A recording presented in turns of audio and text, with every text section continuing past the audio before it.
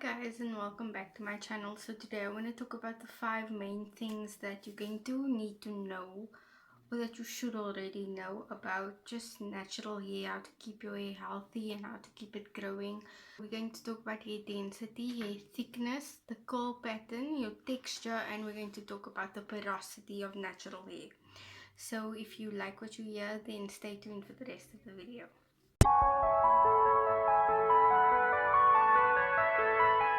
Guys, I'm gonna kind of go in an order where it's kind of least important, or least important to me, that is, to most important on just like health of your hair and everything, like things that you need to know. Okay, so the first two things I want to talk about is hair thickness and density. So I'm going to start with thickness because there's not really much to say.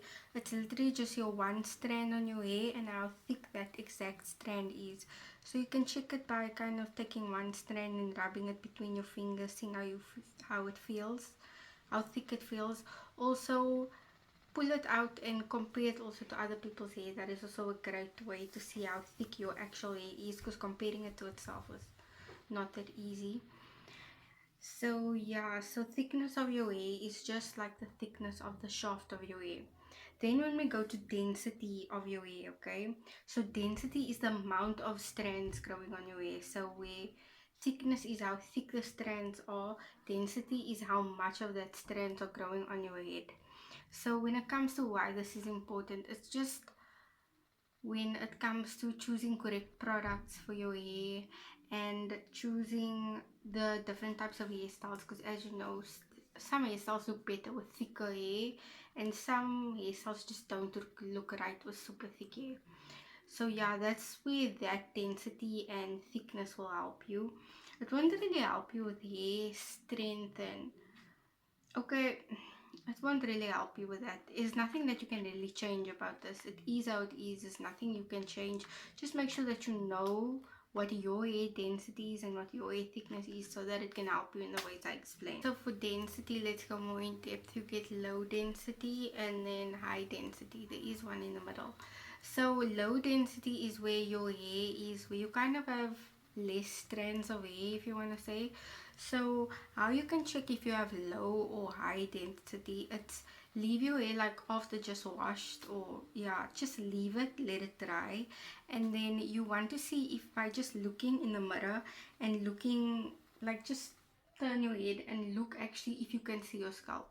If you can see your scalp, that's a clear sign that you might have lower density hair. Whereas I know my hair, I'll try to insert a picture here, you can't see my scalp unless I'm like actively showing you my scalp. Like now you can see my scalp, which is very seldom, but when it comes to wearing my hair out, you can't see my scalp at all. I myself have high density hair and I seem to have thick strands, not as thick, I have seen thicker, but yeah, so I think my strands are medium. But yeah, so that is what you need to know about density and hair thickness. Another thing for density I wanted to say was that for low density hair, okay, because it is like less hair, you think of it, you don't want to give it the effect of less hair, so you would use lighter products. So products that is a very light, like especially like check that water is number one. And then another thing for high porosity hair, for high density hair, that is where you want to use the thicker butters and the gels that can really sleek down your hair and really like maintain your hair. So yeah, that's it for density. Guys, so next I want to touch on something that's huge in the curl community, and that is curl patterns. So curl patterns is described as the specific shape of your hair strands, the way it grows naturally out of your hair follicles. So they're saying here also that the more oval your hair follicles are, the more curly your hair is. So I actually think it's like way hyped like way more hyped than it should be, because you know, knowing your curl type, it doesn't really do much for you. It doesn't, knowing your curl type is not going to help you to like know your hair better or anything. That's just how I use knowing my curl type is. That's how I would relate to other people. Sorry, so if I have to see like African Beauty and Briol, that's the two YouTubers that I watch because they specifically have like, I have type 4A if I have to categorize it, and on them that is, I have a very close hair texture to this. So that's where I will take that into, and where you can take advice from people that have the same hair texture as you, where you can see exactly, okay, no, that product should work on my hair, okay, that product won't work on my hair. Our hairs are just two totally different types. So that's where I can say it will help you. It's not really something that you can do to like change your curl type or make your curl type better. We all have, the only way you can make your curl type better is by just keeping your hair natural. No heat, no chemicals, no nothing, like just natural products. So yeah, that's the one thing. So there are three curl types. No, sorry, there are four. There is number one. So I will put the four hair types over here as you can see. So number one is straight. So I'm just gonna be I'm just gonna be very vague here. Sorry if I'm offending anyone, but yeah, number one I would say highly is Asian people's hair, because that is like straight hair. Then we get number two, that is wavy, so that I would say it's white people's hair, Caucasian people. And then we get number three, which is curly, and that is your curly girls, like that is like a really nice curly big hair.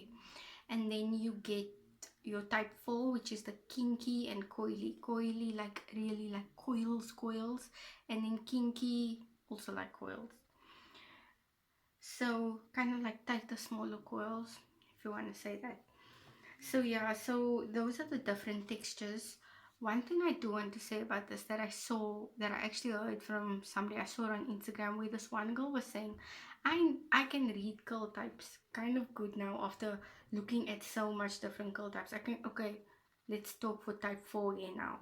I can kind of tell by looking at your hair in the natural state, like, are you type 4 A, B, C, where do you kind of fall most likely?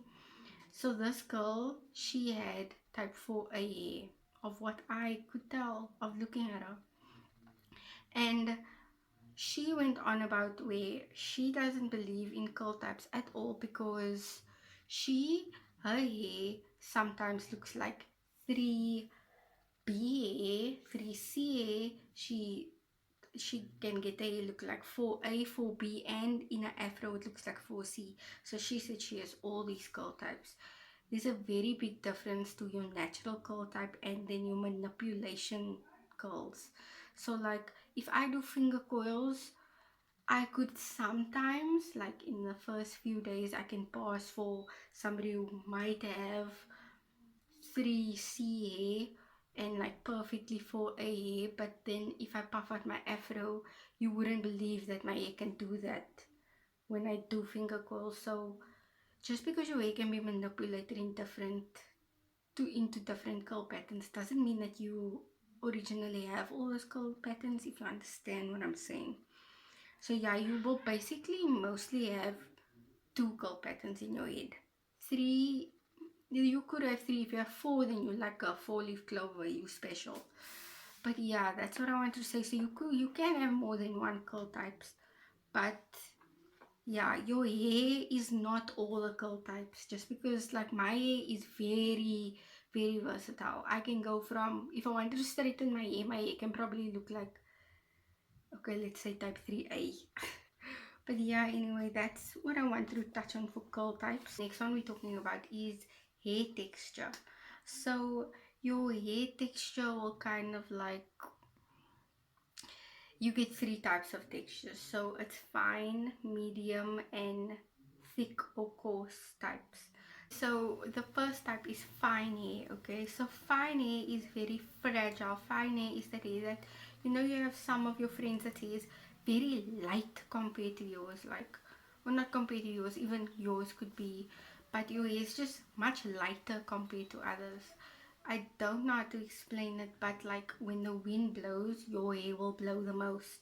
Like your whole hairstyle will be gone compared to like me. If the wind blows, like it will move a bit, but it will come back to its place. Fine textured hair is more fragile than medium textured hair. So medium texture hair is stronger and thicker than fine texture hair, but it still gets like tangling is still a problem when it comes to medium texture hair. So then we have thick coarse hair, that which is the last one, and this hair type seems to be like super awesome. So it's the strongest. It withstands like heat treatments and damage treatments like the easiest, although it's very prone to frizz.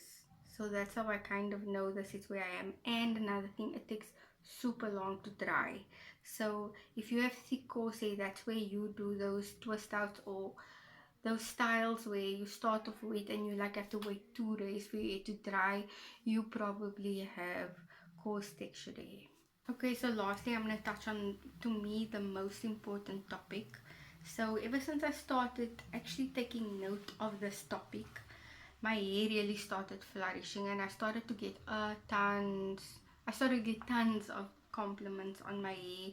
Not just like my curls and everything, but just everything about my hair, my shine, how healthy it looks and everything. So everything has got to do then with the next thing that I'm going to talk about, which is hair porosity.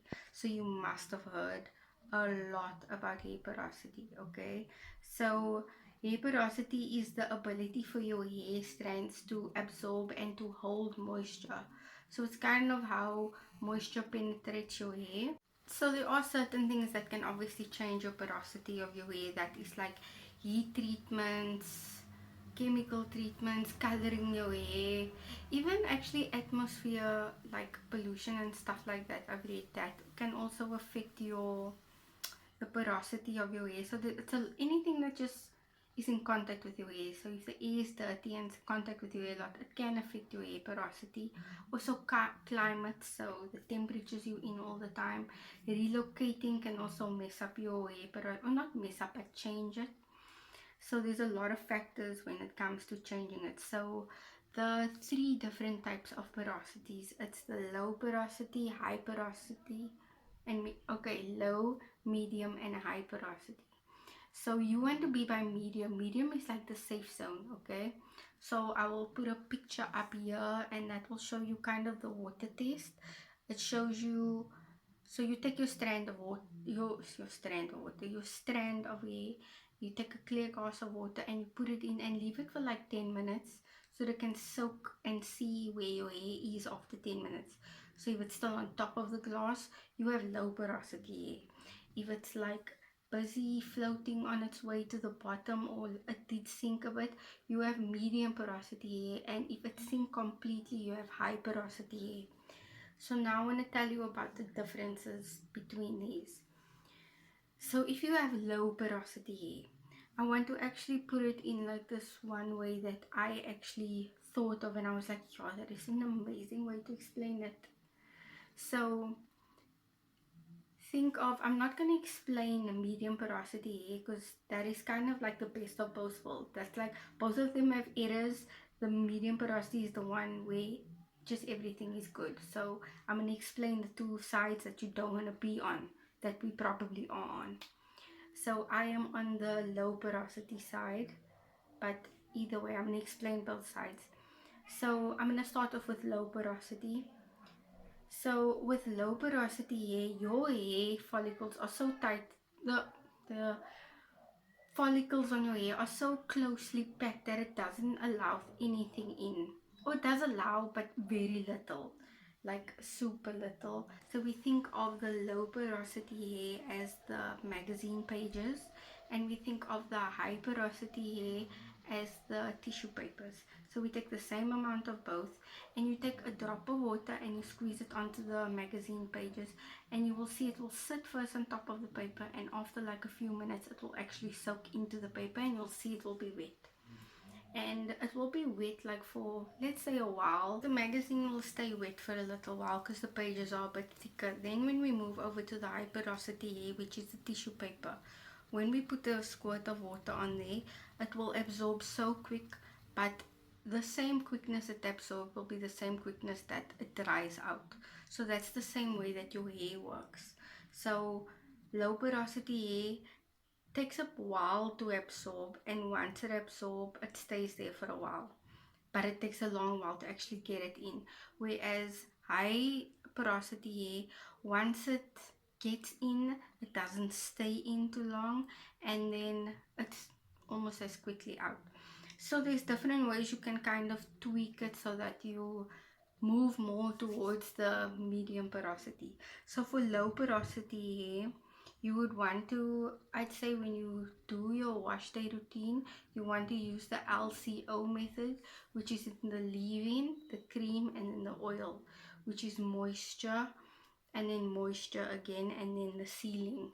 So that is just sealing all the moisture in, so that, yeah, that's just what we need. Your hair is so closely packed together that it doesn't let moisture in, so pack moisture on there because like it is starving.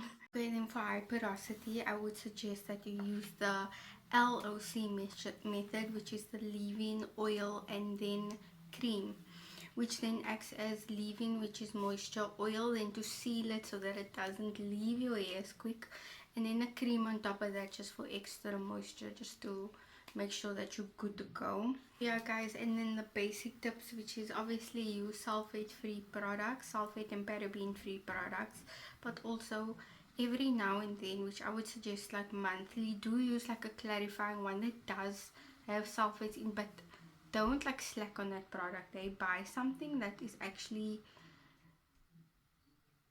expensive, or not expensive, but something that you would have bought if you weren't natural. And your hair with cold water, try to detangle your hair with your fingers so you're not really straining your hair, and then dry naturally. So yeah, I hope this video helped somebody, because yeah, I learned a lot in this video. Remember to give it a like and subscribe to my YouTube channel.